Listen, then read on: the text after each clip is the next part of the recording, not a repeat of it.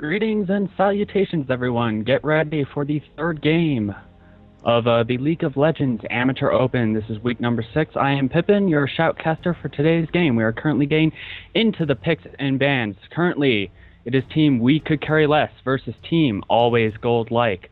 Currently looking at the initial bans, we have Elise coming out.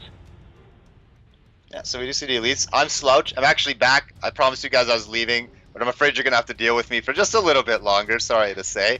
Welcome back, Slouch. Happy to be back. Thanks, Pippin. We see Shen coming out for AGL. I'm sorry, I'm not too familiar with the names. I just got told last minute to shoutcast here. What are the team names here? This is team We Could Carry Less on the blue team versus team Always Gold Like on the purple team. Okay, got it. Got that. I'll definitely remember that, I can promise. Not a problem. Alright, so we see Malphite Band coming out now for We Could Carry Less. So looks like they're kind of going a lot of top lane oriented bans by the looks of it. I'm not too sure where they're going for that. Kennen also being banned out now for AGL. Yeah, both Shen and Cannon being banned out, Amumu being the final pick. So looks like We Could Carry Less really wants to avoid some prominent top laners, as well as trying to eliminate as many area of effect initiations as possible. Final champion ban for Always Gold-like is actually Vayne, a very prominent hyper carry. And looks like Fiora being hovered over for We Could Carry Less. Yeah, interesting choice. It could just be their placeholder item. I am a little bit behind. I'm watching from the stream at this moment. Could just be a placeholder. Not too sure though. Fiora has been getting a humongous amount of popularity, especially recently with the well, I'm not actually too sure what's causing it. I'm not too big of a Fiora fan personally, but her win rate has been skyrocketing quite a lot lately. It was below 40% for a long time. Now it's sitting around a 53% win rate. It's been getting extremely popular, but we'll see if he decides to do that. It looks like it was a placeholder. It looks like he's going over to Jace for now. Yeah, still hovering over Jace right now, but probably a more solid pick for the top lane. Currently hovering with Teleport and Flash. Again, it could be a trade later on, but Teleport being very common for top laners to try to maintain lane presence or try to help other lanes gank as quickly as possible through instant map presence. So looks like Jace is going to be locked in for a We Could Carry Less, looking for the purple team picks right now. Xin Zhao being hovered over right now. Could be top lane, could be jungle. I am a little bit behind here, just getting switched over to the other side here. Yeah, we're not too sure. I haven't seen a Xin Zhao pick too often in this tournament yet. We will see. He is a very strong top laner within the first couple of levels. His damage does tend to fall off a little bit more as the game goes on, but we'll see what he decides to pull off. Janna also being hovered over here for gold. I'm just going to call them gold. Yeah, Always Gold Like, this is really their time to start picking. Jace is a very solid pick for We Could Carry Less.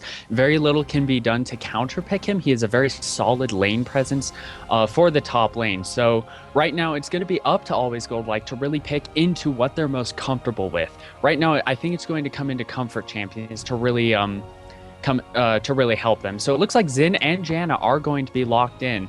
Xin Zhao is actually very good at separating teams. If We Could Carry Less really wants to get an area of effect composition, Xin Zhao can actually separate a bunch of people with his ultimate, as can Janna with her Monsoon. Yeah, they do have a lot of this kind of, it's almost like a disengagement sort of comp.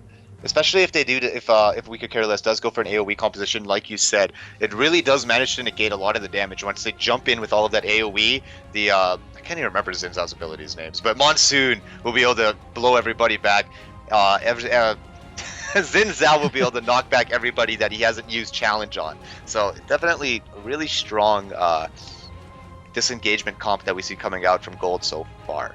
And actually a very smart pick because of this heavy disengage composition, Taric being picked for We Could Carry Less. That little bus is actually picking up Taric, who has a very solid single target stun. Not very effective in team fight compositions where there's not really an option to try to click on as many people, but the moment you can try to separate somebody, Taric can instantly jump in on that person. So a very nice, I would say, counter pick into Janna. If Taric can take advantage of the Monsoon and catch somebody off guard, then they're going to be in a world of hurt. Lux and Teemo being hovered over for Always Gold Like. Lux, very good range, so this could be a poke composition with Xin Zhao and Janna to support, but we'll just have to wait and see. Currently, Dyslexia is cycling through a lot of champions at the moment.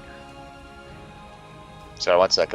I got a lot of delay actually on the stream for myself at the moment. So I currently see Thresh and Lux being hovered over here. So a little bit of everything coming out here. I'm not too sure. Dyslexia is going through a lot of champions. Yeah, I'm getting to that point right now. But He's still going through a lot of champions. I do want to point out about the Tarek pick. Tarek does like his stun isn't that great into the late game as it's single target oriented. But what I do want to point out is that he does have some late game potential that can come from Shatter and his ultimate. You can have an AoE armor debuff if you can manage to get close enough to the team. Plus, when he activates its ultimate, it does a huge amount of burst damage and is a free aura for his team that gives them more damage. So it could be a really strong teamfight utility tool. Lux and Renekton currently being locked in for Always Gold like. I actually like the Lux Janna combination. Lux being able to siege both lanes and towers with her very long range poke. And should We Could Carry Less try to initiate on her, Janna does have that monsoon to try to help disengage and get things ready. Draven being hovered over right now for We Could Carry Less. Gobius hovering over the Wicked Bladesman. Pantheon also being hovered over at the moment, switching over a little bit. Draven has actually received several changes, and most notably his passive in the last couple of patches. As opposed to having a bleed at the moment, he currently has a bonus gold depending upon his last hits with catching spinning axes. So if Draven is able to get an advantage within the lane, he's going to have quite a significant gold lead, which could lead to a significant item advantage. Looks like Draven and Malzahar are currently going to be locked in for We Could Carry Less. This is a lot of single target that is coming out from We Could Carry Less at this point. Draven doesn't have a lot of AoE minus Whirling Death in terms of damage. He does have the stand aside, more for the AoE, but we have Malzahar's Nethergrass. We got Tarek's Dazzle. We've got Lee Sin, practically most of his damage is all single target oriented. And then we got the Jace who could just come in with To the Skies and just absolutely obliterate people. We have so much single target burst damage coming out here from We Could Carry Less. Whereas on the other side, we have a lot of kind of pokey long range stuff. It's kind of a little bit all over the place. Renekton's kind of the champion that wants to jump into the team, pop that ultimate dominus, and then just shred through people. Whereas Lux and Ezreal kind of want to sit back, poke back a little bit, get those HP bars in favor for them, and then jump in. Whereas also Xin Zhao is another one of the champions that wants to jump in and fight. So we have a little bit of a mix of everything coming from both team compositions here. Yeah, neither team really wants to find a 5 versus 5 fight. I think both of them really want to try to find those 1 versus 1 or 2 versus 2 skirmishes where they can try to find an advantage over the other. Whereas the We Could Carry Less is looking for more of a committed fight with a combination of Lee Sin, Jason, Tarek, as well as Malzahar with his ultimate holding people in place. Always Gold-like is really looking for those flighty engagements. Lux has a notorious amount of crowd control despite having no natural escapes. Ezreal does have a arcane shift, so he's able to jump quite a few walls. Renekton himself also has a couple. I believe his slice of dice can jump a couple of walls. Plus, he's a very adept 1 versus 1 skirmisher. And then you have Janna and Xin Zhao for quite a few disengages. So very skirmish-happy teams on both ends. I think we're going to see a lot of fights in the jungle. Most of the tower sieges are going to come after a fight happens in the jungle, I believe.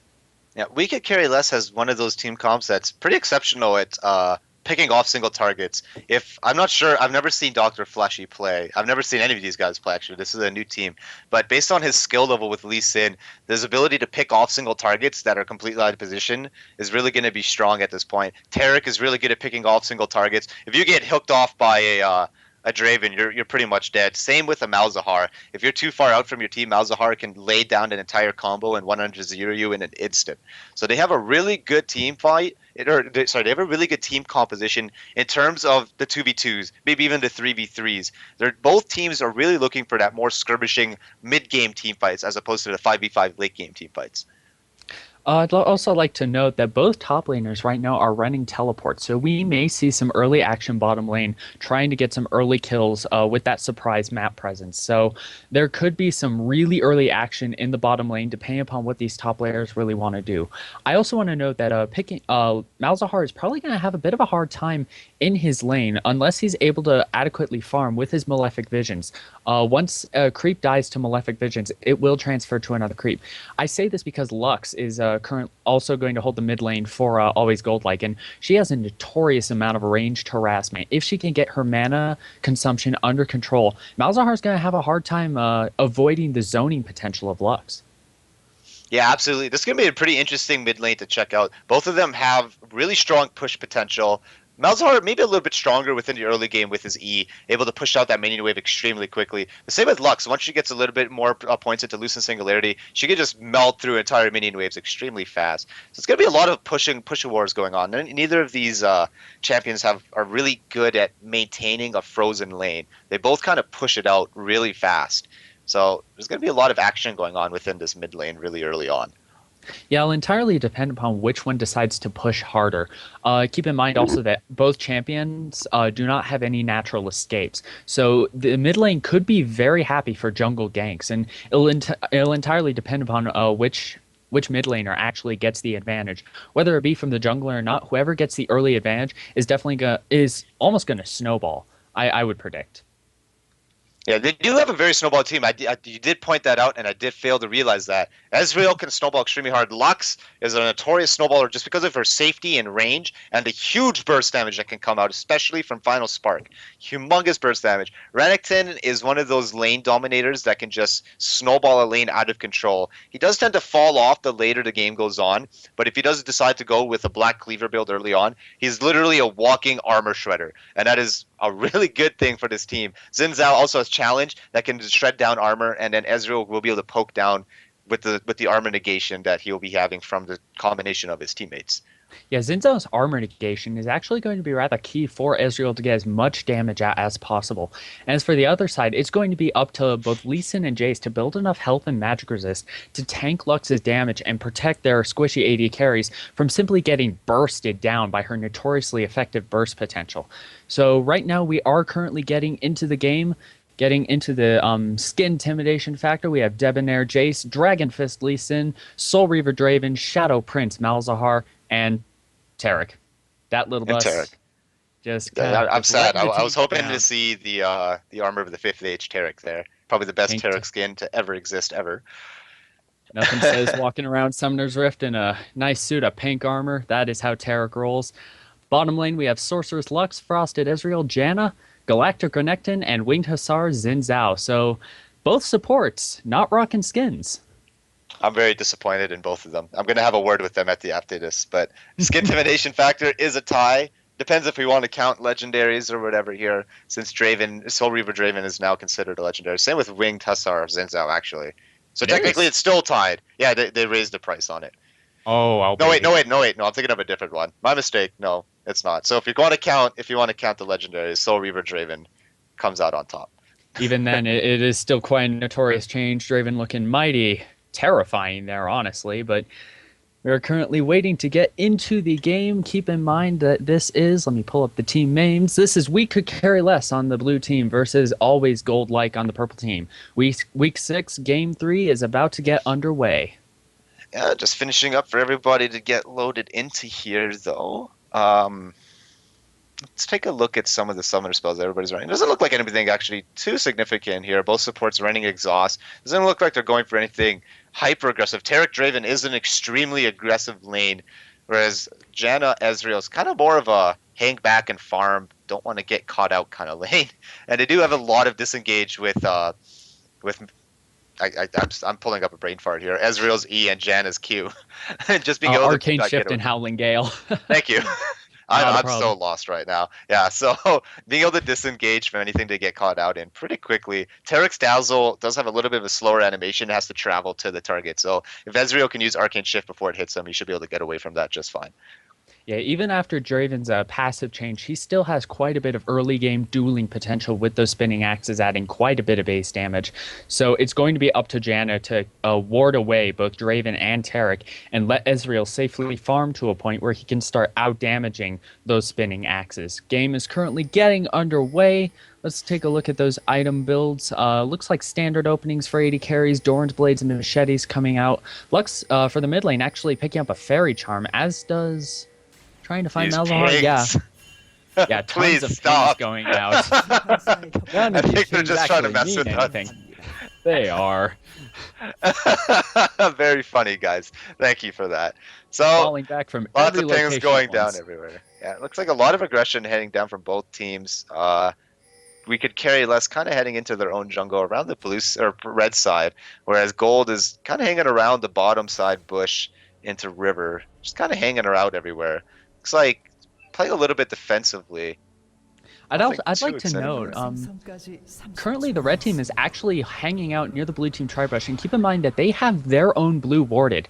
Were they to see, I can't remember the name, so I'm going to call them the blue team until I look that back up again. But were the blue team to actually invade onto that blue, they would be able to know about that and collapse in. However, they have currently cycled into the red buff. I do believe that ward has spotted Vink playing Janna. So both teams cycling towards red.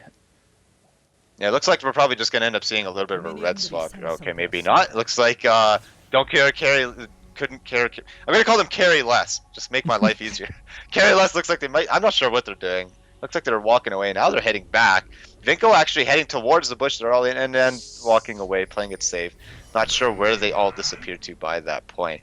It looks like there's gonna be a red swap coming out here, and looks like a potential lane swap coming out from carry less. I'm not too sure what exactly is going on. Looks like they're heading back towards their own blue buff. So now they're going to be getting their first buff started out pretty late. Yeah, Surreal and Vinka currently heading towards bottom lane. They are going to get the early CS advantage as Gobius, I can't tell if he's moving. Yeah, Gobius on Draven just now returning to lane. Tarek, that little bus, is actually just passing the mid lane threshold, so he's going to get there even later, and that means Ezreal is going to have a bit of a farm advantage right now. Yeah, and this is something that's actually pretty good for them. Draven Tarek is a lane that can do a level 2 cheese pretty well. They can get the as soon as the level 2 hits, they have a significant burst in damage, and they can just kind of flash in, get that stun off, and do a humongous amount of damage, especially if they hit level 2 before their opponent. But because they've gotten to lane a little bit late, that's probably not going to be possible by this point. So looks like it's going to be mostly a little bit of a passive lane, a little bit more in Draven's favor just because of the early game damage output that he gets early on. Yeah, they need to abuse this early game as quickly as possible. Vinko actually getting dropped down extremely low. Yeah, huge amounts of damage coming down onto Vinko there. Just from a level 1 trade. Vinko now knowing when to play safe, realizing that they cannot be playing aggressive in this lane. Yeah, going a little too far forward there. That was, I believe, only 1 or 2 auto attacks already at half health, so she's going to have to play that extremely carefully. She has to realize that she is there for disengage purely. I don't think there's any way for them to reliably go on a full-out trade. Meanwhile, mid lane, actually, Xin Zhao currently jumping onto Malzahar, wasn't able to get much else, though. One charge and was close enough to the turret, says, I'm out of here. Yeah, just managed to get into charge there. Sorry, one sec. A little bit of an issue going on. Sorry. Xin Zhao does manage to get the charge in and then manages to get away. Paulo Pro was playing pretty safely, so looks like they will get away from that just fine. Meanwhile, on the bottom lane, actually, a lot of aggression going on here. Gobi has taken a couple of shots from Ezreal here. Trading out pretty well, but again, just kind of farming it out. Trading blows here and there. Nothing too crazy coming out just yet. And currently, the lanes are playing relatively safe, even despite the aggression happening down here. Ezreal and Janna have done a pretty good job of minimizing the amount of damage they have taken from this Draven Tarek bottom lane. Janna does have the rejuvenation through those health potions. I do believe she's out of health potions right now. Dr. Flushing on Lee Sin currently cycling up to try for a lane gank. Oh, meanwhile, top lane, actually, Jason Renekton exchanging blows. Renekton getting a huge tower shot. Xin Zhao was trying to wait for an engage, but unfortunately, Jace did not take the bait. Yeah, Jace actually used his hammering blow to knock Renekton back into the tower, forcing him to take a tower shot. Xin Zhao was up in the top lane there, so Renekton was trying to be a little bit aggressive. It kind of bite him in the butt a little bit, but he does have free sustain that can come out from his Call the Meek, so he should be fine off of that. Yeah, he does have quite a bit of health regain through that Call of the Meek. He can just walk into a minion wave and just start flaying all of them for ridiculous amounts of health regeneration. So Jace is going to have to rely on health potions to sustain himself throughout that lane. Yeah, it doesn't look like anything crazy is going on still. Lots of farm going on. Let's take a look at these CS scores, especially in the mid lane here. Lux is sitting at 26. Malzahar is sitting at 18, so a little bit more in favor of Lux at this moment. Aryuhidi actually heading around the side here. Popper getting hit by the light binding. Huge amounts of burst damage coming down. Flash being forced on Popper. Aryuhidi still trying to get in here. Tian also forced to flash. Aryuhidi taken down really low. 2 flashes being burnt. Dr. Flush still trying to get some aggression down onto them though. Does not have any skills up at that time. Will be forced to back away. But that was 2 flashes burnt for gold and 1 for carry less. Yeah, so I believe. Yeah, so Carry Less actually came out with the advantage there in terms of summoner spells. Keep in mind that both of these mid laners have, I believe, expended their escapes. Yes, both Malzahar and Lux have used their flashes. So even though both junglers have ganked especially well, now is the time to actually come in and try to attempt to kill. Lux is currently out of mana, so she's trying to farm purely with last hits right now. Keep in mind, Lee Sin is in this lane. Malzahar is currently returning. Something could happen here. Lee Sin does have a remarkable amount of mobility. Does miss that Sonic Wave. Yeah, Sonic Wave. So nothing done there. Yeah, everybody just heading back to play safely. No first blood yet. 6 minutes into this game. Relatively even gold. About 500 gold. I'm probably really bad at math. I think about 600 gold in favor of gold at the moment. So yeah, still relatively even considering the time of this game right now. Both teams are currently playing this rather safe. Despite the notorious skirmishing potential for these teams, I think they want to really get their item advantages and really cement these fights. They're not going to have their team to back them up if they want to get these skirmishes down the way they want to. So they want to make sure they have their items, they have the ability to really survive these fights and reliably get kills. Yeah, absolutely. We see lots of blows being kind of traded down here in the bot lane. Something I do want to point out, and this is probably just Little Bus's preference on Taric, is that he's actually opting to max out Imbue first. Imbue first instead of Shatter for that armor bonus plus the armor shred. So looks like it's just probably a preference. Maybe it's because of all the poke damage that be coming out from Ezreal, looking to just keep Draven as healthy as he can in the lane. But definitely an interesting choice coming out from Little Bus at this point. Yeah, I think he's realizing that the disengage potential of Ezreal and Janna is starting to become a little bit too much. There's a lot of aggression going down into the mid lane here. Poplar getting dropped down extremely low. Almost half health though. Tian just missing light binding, and he will be able to walk away from that just fine. Yeah, Lee Sin hanging around in the sidelines, trying to get a counter gank, currently cycling towards blue buff. Give that to Malzahar, let him farm in lane with impunity. But also something I want is that Little Bus does not actually have a core item. He opened pure consumables. He has neither a Fairy Charm nor a Rejuvenation Bead. So he's going to have quite a bit to work off of. Yeah, it's actually a pretty common start coming from support players in the LCS now. Definitely looking for that early game safety. Just keep those wards up, lots of progression here. Actually, a lot of progression going down here. Vico getting taken down, a lot of damage. Exhaust going down onto Shireel here. There, Little Bus has absolutely no mana, so he can't really do much off of that. We'll have to back away from that though. Jace currently engaging onto Dyslexia, pushing him back away from that turret. Dyslexia really pushing that top lane up, trying to deny Renekton as much farm as possible. Even despite that, still only up, I believe, about 6 CS. A lot of progression went down to the mid lane here. Popper getting down really low. Full combo coming down from Tian.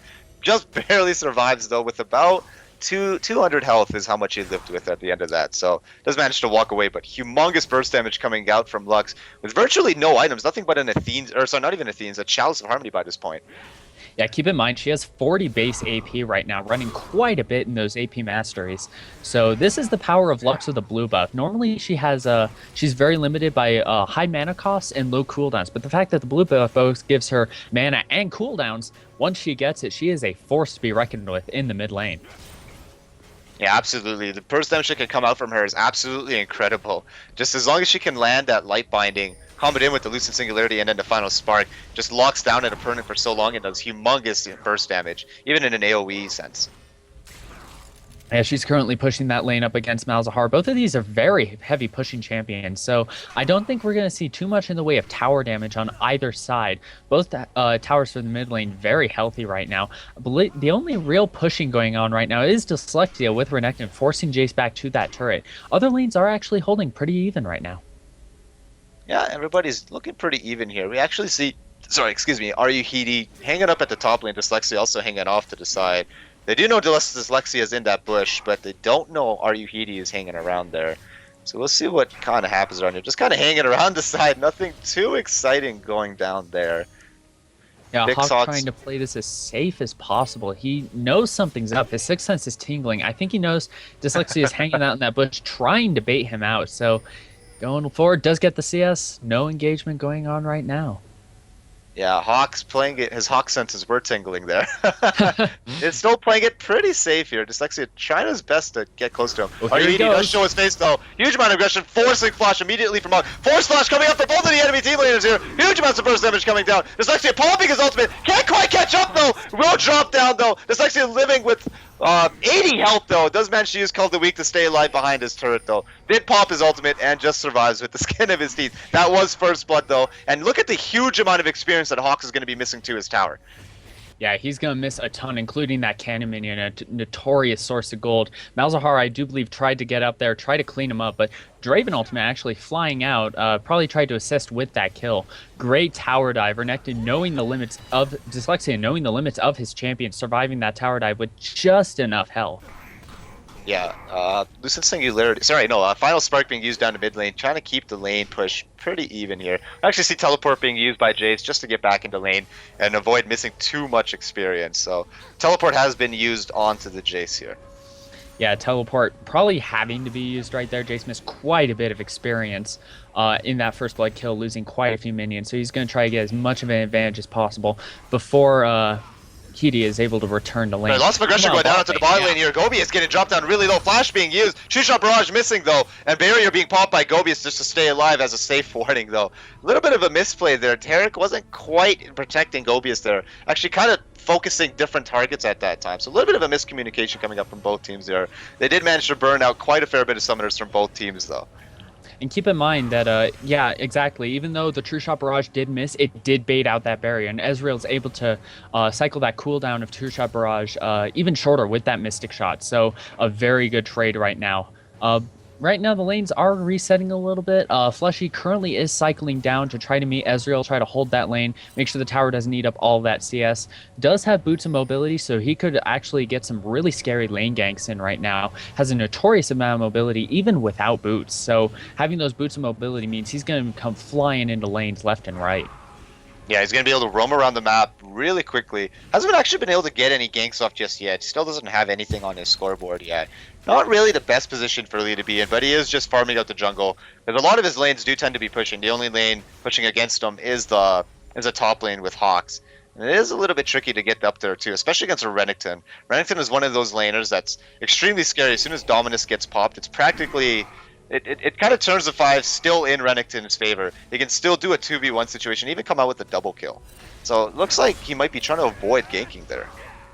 Yeah, Dyslexia actually picking up a Chain Vest and a Giant Spell on his back, so Jace is not going to be able to do much damage at all.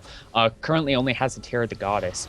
And I'd like to note that the junglers haven't really been able to gank much just because of how safe these lanes have been playing. Even in the mid lane, where both Lux and Malzahar have very little escapes, even the ganks there have been only really burning summoner spells, haven't really turned into kills. The only kill, again, has been in top lane, and that was a very hard tower dive. Yeah, absolutely. So really not too much aggression coming down from the junglers here, as they don't really have too many options as to where to go, what to do at this point. So they are kind of just farming up their own jungle, trying to just get some items to help them scale into the late game. But you see Xin Zhao picking up that Spirit of the Ancient Golem, whereas looks like Lee's still working on it. He does have the Emblem of Valor by this point. So yeah, sorry, no, he looks like he's working on an Aegis, not a Spirit of the Ancient Golem. And keep in mind, Lux avoiding boots entirely, going straight for a needlessly large rod to get as much ability power as possible. Likewise, Ezreal opening up extremely aggressively with the blood. Meanwhile, a lot of aggression going down to mid lane here. Teleport being used onto Dyslexia. Gobi's getting dropped down really low. Looks like Ariuidi's going dropping in. Balls deep. The little bus is getting dropped down extremely low. Ultimate being used. True Shot Brush flying across. Humongous amounts of damage. Dominus will pick up the kill with Call of the Meek. 4-man dive works out beautifully. 2-for-0 exchange in the favor of the red team, coming out with very low health bars, but no deaths. Yeah, that was an absolutely incredible turret dive. Extremely well coordinated coming out from gold there. The teleport coming in from the side bush there, comboed in with Xin Zhao coming down from the river. It doesn't look... They didn't have vision of him coming down from the river. They only have a vision coming from the lane bush there. And they do manage to pick up the first third of the game off of that gank. First third of the game going down for gold. They have a pretty decent amount of gold lead, almost just over 3k by this point, and it looks like they're rotating over towards the dragon as well. Yeah, that was the exact dive that Always Gold like wanted to get that 4-man dive going, take out the bottom lane, and also take out that turret as well. So that's going to free them up for even more roaming and skirmishing, fitting to their team comp. Actually, Lee Sin getting caught by the bind, huge amounts of burst going out, able to get out with the safeguard, but just barely. Yeah, the Ignite ticking down, just barely living. Flame actually flashing in, trying to get close enough, trying to use the light binding to get onto him. Doesn't quite land though, and he will manage to get away. That will be a dragon picked up for gold. But meanwhile, the top lane, Hawks did manage to pick up the tower over there, so they did manage to get a little something out of that trade. They did lose out on quite a bit, but at least trying to get something to help his team out. Yeah, Dragon for a tower is at least a little bit of equalization, but on top of the 2 kills that Always Gold like was able to pick up, they are in a commanding position right now, 16 minutes in, a 4K gold lead. Yeah, this is a definite commanding position, and they have a huge amount of pushing potential here too. With the Renton being able to clear waves extremely fast, plus with an Ezreal being able to pretty decent at clearing out waves extremely quickly. So they have a lot of ability to put down a lot of pressure within their lanes. Yeah, only 2 members of Always Gold like currently have boots at the moment. Lux, Ezreal, and Janna currently not sitting on boost. Janna just picked up her Sight Stone as well as a Vision Ward. Ezreal has a Sheen at the moment. Lux actually has not backed as of yet, so I'll be interested to see what she picks up, be it Death Cap or Hourglass. Both are very viable first picks. Both can boost her AP quite a significant amount. It's going to entirely depend on her preference. Yeah, we'll see what she decides to put out. I'm gonna assume, just from my guess, I think she might be going for Zhonya's here, just because of the amount of pick-off potential coming out from Carry Less. It's kind of an awkward name for me to say. From Carry Less, they have a lot of potential to pick off individual players. So if she can Zhonya's anytime she gets picked off, it'll look really good for her. And we have both junglers kind of hanging out in the mid lane here.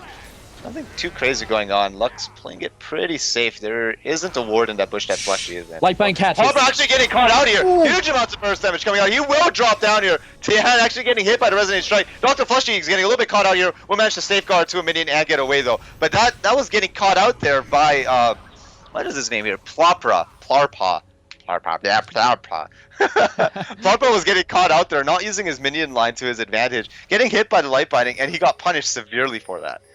Yeah, and keep in mind, he actually got hit by the second part of the Lightbind. Lightbind strikes one target and then continues on, striking the second target for half damage and half the stun duration.